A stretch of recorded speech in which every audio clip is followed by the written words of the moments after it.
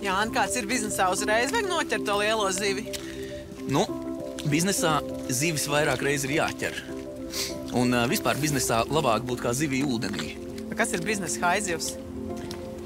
Biznesa haizivs ir uzņēmējs, kas uzskata konkurenci par cīņu. Kas uzskata, Čapēt pārējais. Kas uzskata, ka ir jāpēd pārējie, lai viņš varētu dzīvot. Ir tādas zilā okeāna biznesa stratēģijas, kuras runā par to, ka biznesa haizivju laikmets ir beidzies.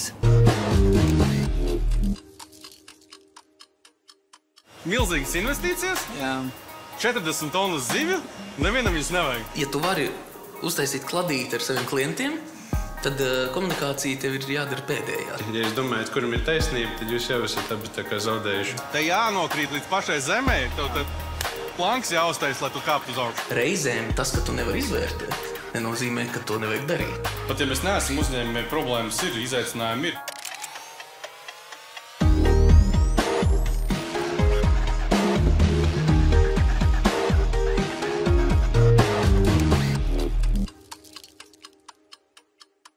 Nu, čau. Čau. Marta. Lauris. Čau, Jānis. Čau, Lauris. Tu esi biznesa haizivs vai biznesa zivs? Pagaidām laikam vēl zivs. Vai tu esi bizness ar zivīm? Pavisam noteikti bizness ir ar zīmēm saistīts, bet lielai mērķi ir kļūt vēl Eiropā haizivi. Nu ko? Tad jau Jānis rādi. tikko teica, ka beidzās haizivju laiks biznesā, esot beidzies. Man liekas, Latvijā viņš tikai sākās. Zīmols Zivs uz ledus. Uzņēmums dibināts 2016. gadā. Tā apgrozījums 2024. gada 10 mēnešos pārsniedz 700 000 eiro. Uzņēmuma eksporta tirgi – Somija, Igaunija, Lietuva. Iecer par zivju audzēšanu Laurim radās 2013. gadā, bet ražotne darbu sāku 6 gadus vēlāk. Izšķirošs pagrieziena punkts zivjaudzētavas tapšanā bija satikšanās ar nākamajiem biznesa partneriem. Te meklējot, braucot uz izstādēm, gala rezultātā es satiku somu kolēģus, kuri arī patiesībā interesējās atkal no citas puses. Viņiem bija ūdens attīrīšanas sistēmas, un viņi atkal meklēja cilvēkus, ar ko kopā taisīt tieši pamēģināt uztaisīt šādu te audzētavu. Un tā mēs sanācam kaut kādā veidā kopā. Viņiem bija interese, mums bija interese, un tad mēs faktiski esam uztaisījuši kā pilotu projektu. Priekš Latvijas šis ir liels projekts ar 100 tonu, pat līdz 120 tonu ražošanas jaudu, bet priekš audzētava šis ir mikro, niecīgs vai pat hobby izmēra audzētava. Un mērķis bija iemācīties saprast visus tās vājās vietas, uzdaudzīt visus punktus, ko var uzdauzīt, lai pēc tam varētu spērt to lielo soli tālāk uz nākotnē, uz attīstību. Laura vadītajā zivju audzētavā ir aptuveni 300 000 zivju, un viņa lielākais izaicinājums ir pircējiem izskaidrot, kas ir arktiskā palija. Tā nav baigi zināmā zivs, bet tad ir kaut kāds cits iemesls, kāpēc viņa šeit tiek audzēta, vai ne? Nu viens, teiksim tā, kad biznesa ideja tapa, tika jau taisīts biznesa plāns, tad es jau saknē sapratu to, ka mēs nekādīgi nevarēsim konkurēt ar lasi un ar foreli, jo tas ir tā kā masa produkts, un viņš tiek audzēta gan lasis, gan foreli tiek lielākoties audzēta krātiņos.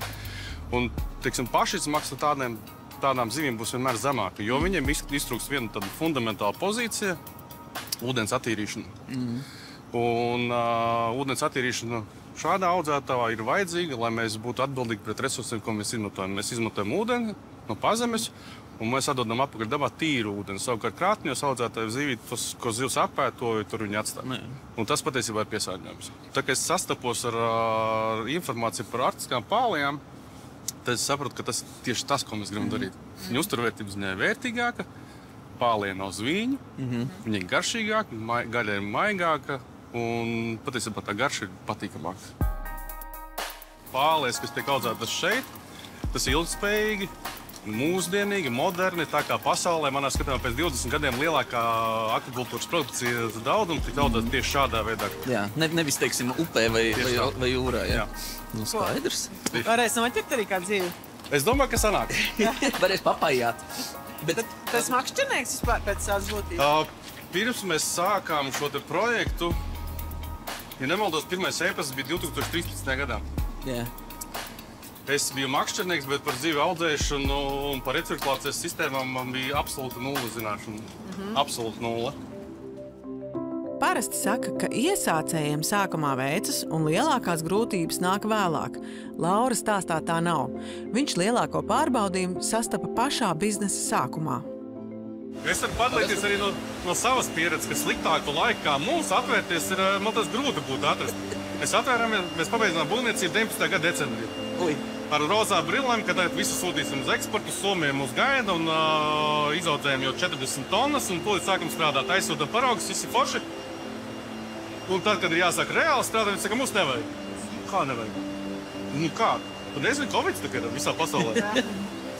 Un nopietni, man ir milzīgas investīcijas, 40 tonnas zivju, nevienam viņas nevajag. Tas bija brīdis, kad es norāvu reāli paniku. Jā. Bet tas, man liekas, kas ir svarīgi, jebkuram uzņēmējam spēja pielāgoties. Tas, ko mēs darījām, mēs faktiski 3 diennakšu laikā pieslēdz visus tavus reklāmas cilvēkus, uzveidojām zīmolu zivs uz ledus un sākām strādāt Latvijā. Sākām vest cilvēkiem uz mājām, sākām strādāt ar Skaju Stokmanu, zvanījām Rimī, viņi teica, ka pa dārgu neinteresē, cilvēki nezin, kas tāds ir. Pateicoties Covidam, mēs sākām reāli darboties vietējā tirgu. Un pagāja 4 mēneši, kad Rimī pats zvanīja, teica, ka mēs gribam strādāt. Cik es zinu, tad šobrīd viņi mūsu sadarbību stāsti kā ļoti labi piemēru, kā vietējais retail klients. Var sadarboties ar vieto ražotājiem, tas var būt ļoti, ļoti veiksmīgs.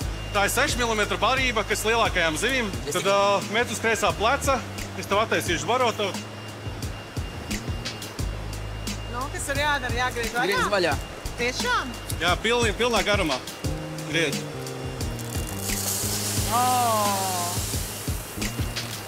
Kopējais patēriņš vairāk kā 500 kg dienā.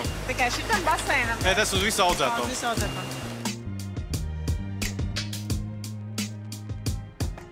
Pirms biznesa uzsākšanas Laura strādāja par finansistu. Viņa ikdiena bija izskatīt uzņēmumu pieteikumus kredītu saņemšanai, tāpēc teorētiski viņš zināja, ko nozīmē sākt pašam savu darīšanu. Un ļoti gribēja to izmēģināt praktiski, izdzīvojot arī tā saucamo rozā brīļu periodu, kas sākumā piemīt gandrīz visiem uzņēmējiem. Ja man būtu tāda zināšana bagāža, kas ir tagad, tajā dienā, kad mēs izdomājam taisīt projektu, tas drīzāk būtu vadījis kādu nodaļu un neko nebūtu uzņēmējis. Es šito vienmēr saku uzņēmējiem, ka... Vajag rozā brilles, bet viņas ir svarīgi apzināties viņus un mēģināt pēc iespējas ātrāk viņus novakt un atnākt pie realitātes. Jo es, kā tagad atceros, dienu, mēs sievu ik pa laikam smējamies par šo. Dienā, kad mēs parakstījām būvniecības līgumu, man likās, viss grūtākais ir garām, tagad tikai jāuzbūvē un audzējam zivis. Tā tikai viss sākās īstenībā. Te jānokrīt līdz pašai zemē, tev planks jāuztais, lai tu kāp uz augšu. Tev jādab un tu jāsaprot, kur tas pamats ir, kur tu apstājies un tad tu kāp uz augšu.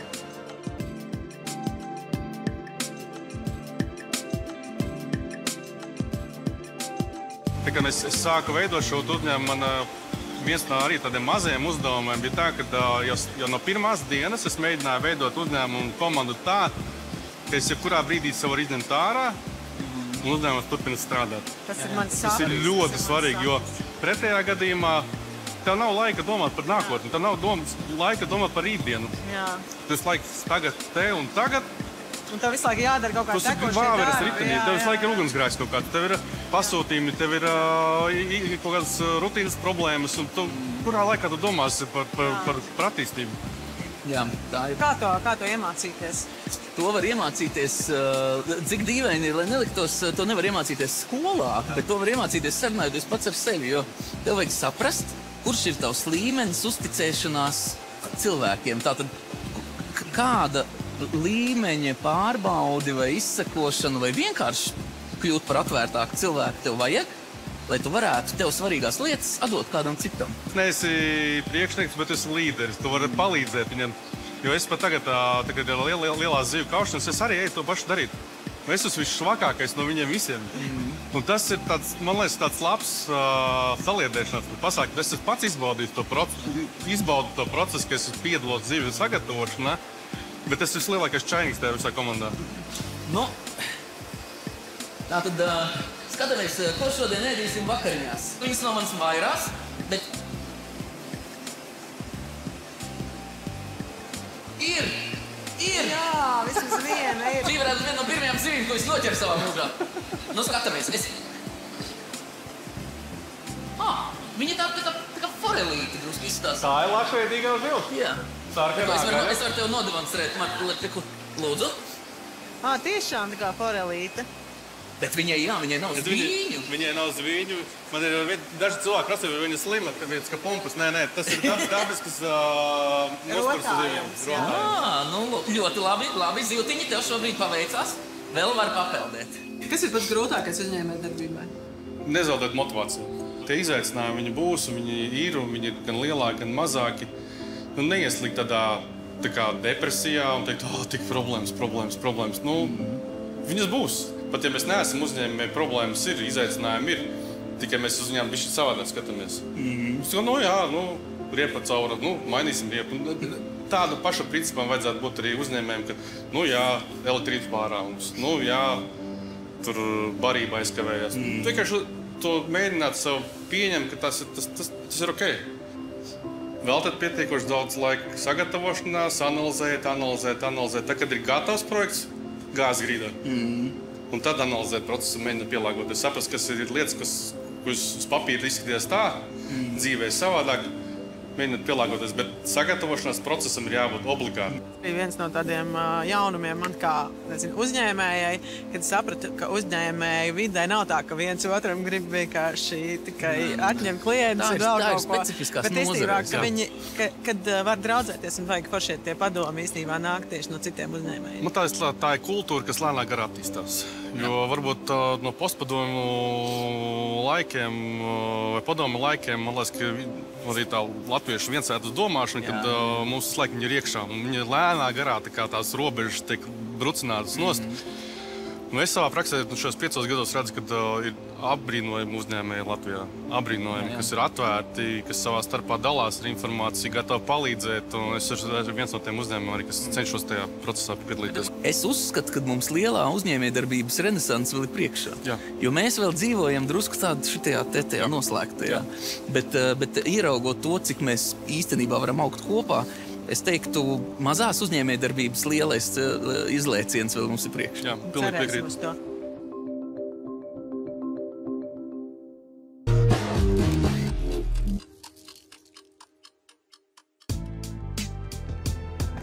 Kad runā par ekonomikas attīstību, gandrīz vienmēr tiek piesaukti vārdi efektivitāte, produktivitāte un automatizācija.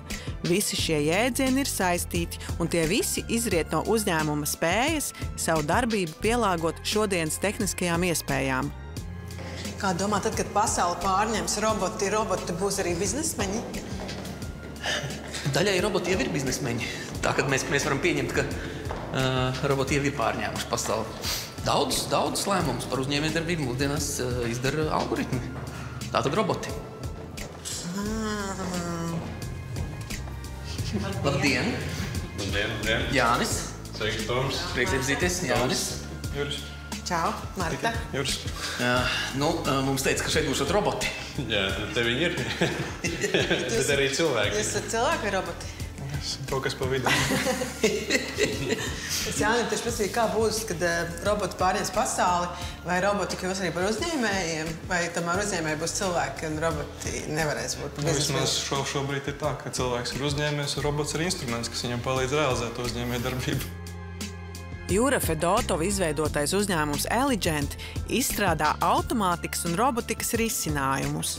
Proti, tas palīdz uzņēmumiem kļūt efektīvākiem, ieviešot darbībā automatizāciju un veidojot robotus, kas daļu no darbiem paveic cilvēku vietā. Birojs sanāk ir inženiertehnisks, kas strādā kopā ar robotiem, lai radītu risinājumus. Līdz ar to mūsu pamatdarbs šī risinājuma izstrāde, viņa projektēšana, programmēšana un tālāk jau ieviešanu mēs realizējam kopā ar partneriem. Tas nozīmē, ka jūs robotus nevis taisat, bet jūs viņus programmējat. Jā, mēs kā konstruktoru salasam dažādus elementus, lai izveidotu strādājošu foršu risinājumu. Piemēram, man vajag mājās, kas mīzo kartupeļus satēng, vai jums saka, man vajadzētu robotu? Jā, tad jūs nākat pie mums, un mēs kopā izdomājam. Tad mēs sākam zīmēt un funkcionēt, jā. Uzņēmums Eligent ir dibināts 2018. gadā. Tajā strādā 6 darbinieki. Uzņēmuma apgrozījums 2023. gadā bija 670 000 eiro.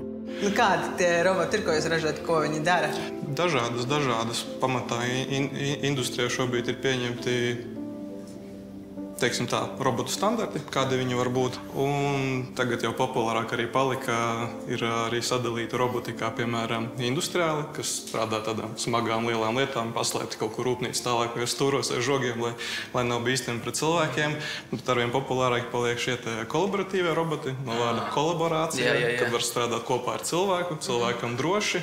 Tā ir tāda jauna tendence, un tad pavisam jauna tendence ir transporta roboti. Ko tas nozīmē? Transporta roboti ir robots, kas pats spēj orientēties telpā un pats izplānot savu maršrutu no punkta A līdz punktam B un dinamiski pielāgoties šķēršļiem. Jura dibinātais bizness ir gan komplicēts, jo daudz uzņēmēji nemaz nenojauš to, kādas iespējas ikdienas darbā paver automatizācija. Var teikt, šis ir uzņēmums, kas veido mūsu nākotni un skaidro to saviem potenciālajiem klientiem. Kas ir jūsu klienti? Klienti. Roboti.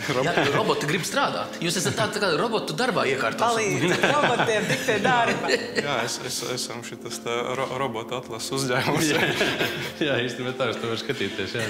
Bet tie mūsu klienti, ja tieši par robotu to sektoru skatās, tad tie ir uzņēmumi, kuri ir sasnieguši kaut kādu pudeles kaklu savā biznesā. Tad mēs redzam, ka ir kaut kādi monotoni darbi, varbūt, ko var radot robotam, kaut kur vajadzīga ļoti liela atkārtojamība vai kaut kas tāds, ko cilvēki vienkārši negrib darīt, vai tā ir bīstama kāda vide, kur cilvēkam nav labi atrasties, tad tie pārsvarā ir tie brīži, kurus mēs varam risināt ar robotu palīdzību. Šādas nišas uzņēmējiem jārēķinās ar to, ka būs ļoti labi jāpārzina iespējamie pircēji un jāuzrunā tie tiešā veidā. Domājot tātad par to produktu sadaļu jūsu mārketingā, vai uzņēmumi paši, un tajos uzņēmumos strādājušie cilvēki un uzņēmēji, viņi zina par to, ka jūs esat kā risinājums? Vai jums viņiem vajag pateikt, ka šāds risinājums eksistē? Mēs ļoti daudz nodarbojamies arī ar izglītošanu.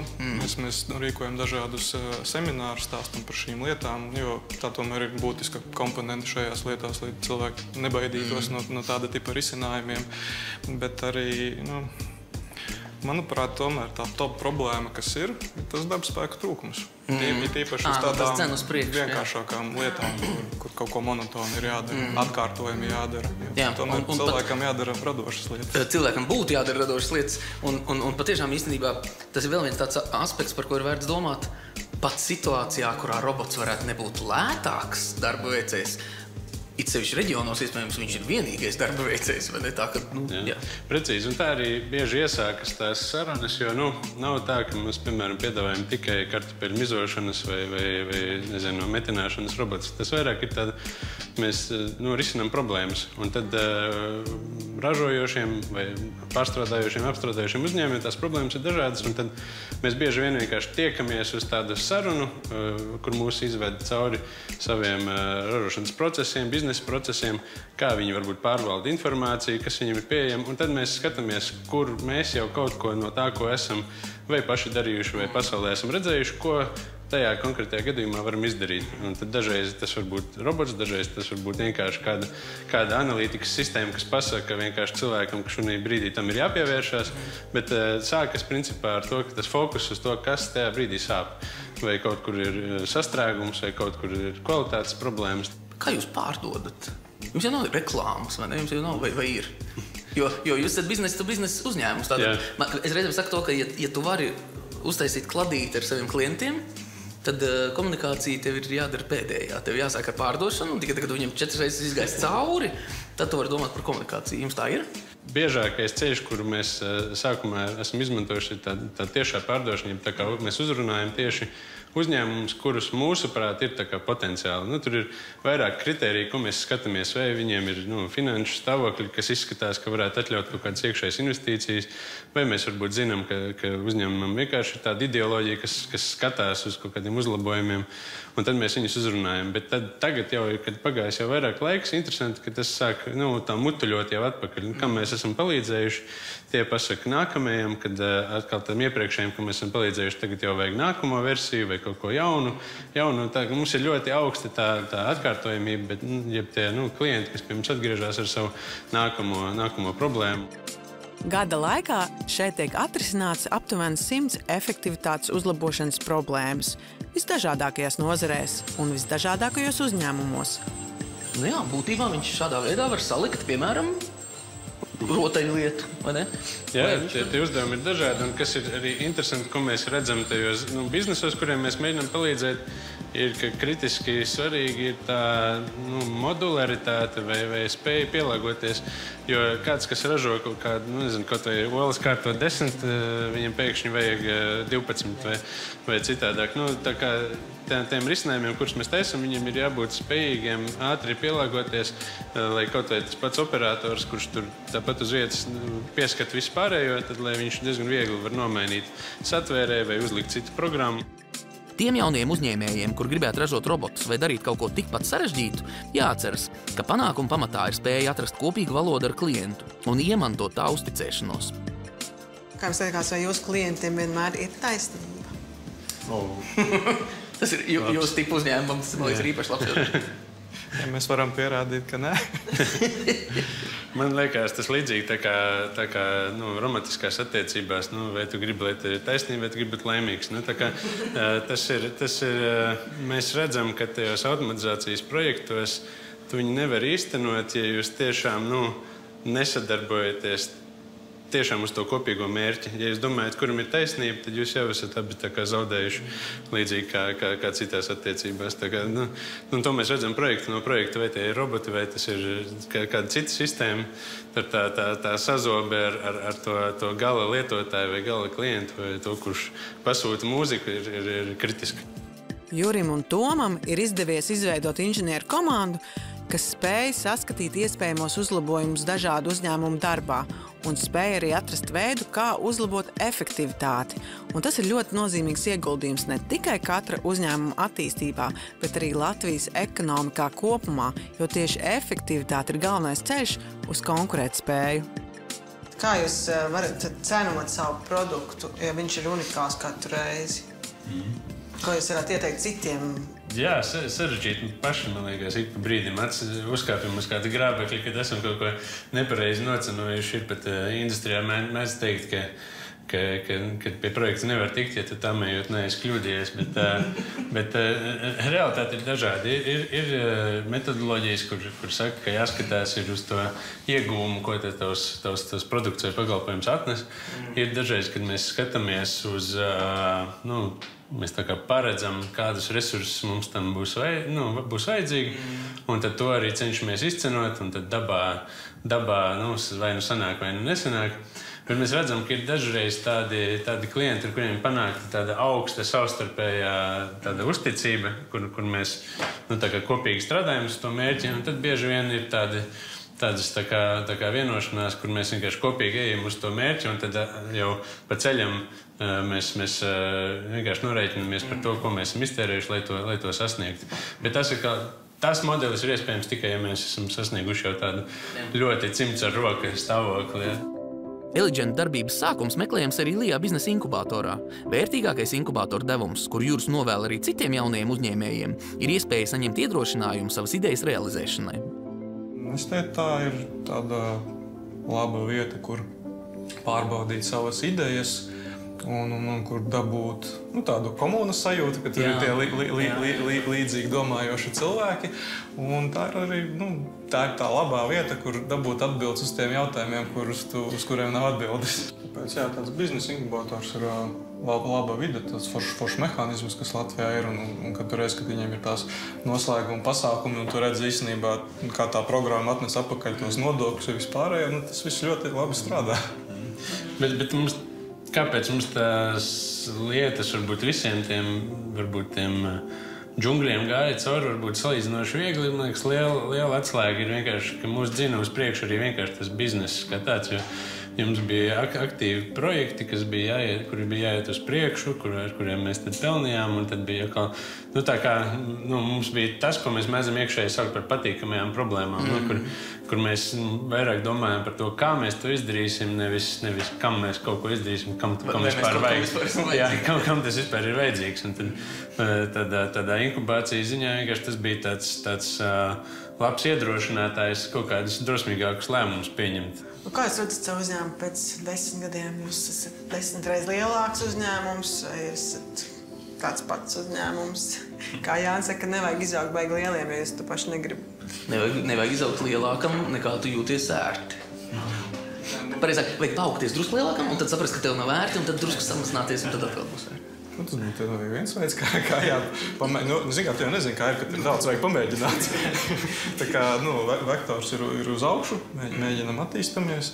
Mērķis jau tāds būtu par vienu no tādiem spēcīgākajiem Latvijas inženiertehniskiem uzņēmumiem šajā jomā. Piesaistīt jaunus talantus, dot viņiem šo te brīvību būt radošiem un darīt foršas lietas. Un tad uz to mēs arī ejam. Kādam ir jābūt uzņēmējiem? Mierīgam noteikti jābūt. Mierīgam, jā. Tā kā mēs runājam ar problēmu, tad atradīs kādu, kas palīdzēs atrisināt. Tieši tā. Būtiska lieta, kas arī Jurim ir izteikti, tāda veselīga riska apetīte. Jo bieži ir jāpieņem tie lēmumi, ka tu 100% nezinās visu. Un tad tev ir jāizdara tas risks, un kā redzam, viņš jau principā atmaksājas. Vienkārši tu visu izplāno, sāc darīt, pēc tam saproti, ka nevar izdarīt tā, kā tu esi izplānojis, pārplāno vēl kādas 3-4 reizes, un galvenais, ka tu esi iegājis iekšā, pateicoties tai riska apetīti. Nebaidīties, kļūdīties. Jā, tas pat teiktu, ne tikai nebaidīties, kļūdīties, bet tas nenozīmē arī tiekties pēc kļūdām, bet drīzāk kļūdas uzskatīt par neatņemamu sastāvu. Tā uzņēmība pret risku, laikam, ir, es tikko aizdomājos, tā ir pārgalvība, vai ne? Šī vārda visīstākajā nozīmē. Tas ir drusku plekt pār savai galvai visu laiku. Bet izvērtēt. Cik vien tas ir iespējams. Taču reizēm, un to ir ļoti svarīgi saprast, reizēm tas, ka tu nevari izvērtēt, nenozīmē, ka to nevajag darīt.